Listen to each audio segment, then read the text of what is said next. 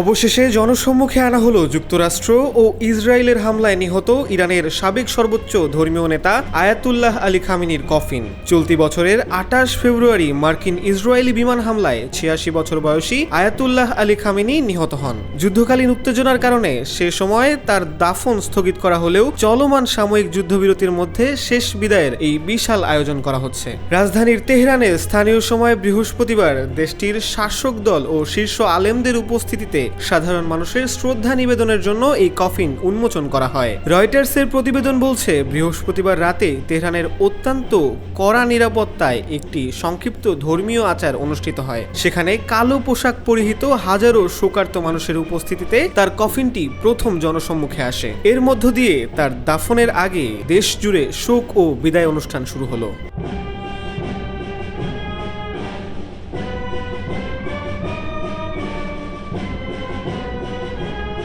Al Jazeera বলছে, ইরানের মাশহাদ শহরের ইমাম রেজা মাজরের একটি লাল পতাকা খামেনির কফিনের ওপর বিছিয়ে দেওয়া হয়েছে। ৬ দিন ব্যাপী এই আয়োজন চলবে মোট ৫ শহরে, নেওয়া হবে ইরাকেও। প্রায় ২ কোটি মানুষের সমাগম ঘটতে পারে খামেনির শেষ বিদায়ে। আগামী ৯ জুলাই ইমাম রেজা মাজারে তাকে দাফন করা হবে।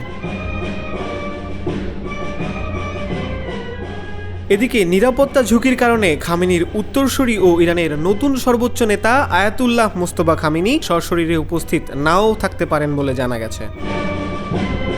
বাংলাদেশ সহ বিশ্বের বিভিন্ন দেশের শীর্ষ কূটনীতিক ও রাষ্ট্রীয় প্রতিনিধিরা এই বিদায় অনুষ্ঠানে যোগ দেবেন। از جماعت اسلامی و پارلمانی کشور بنگلادش هستیم برای ادای احترام به پیکر پاک و مطهر قائد شهید امت اسلامی. হাসিব আল হাসান শান, ইন্টারন্যাশনাল ডেস্ক, আয়না টেলিভিশন।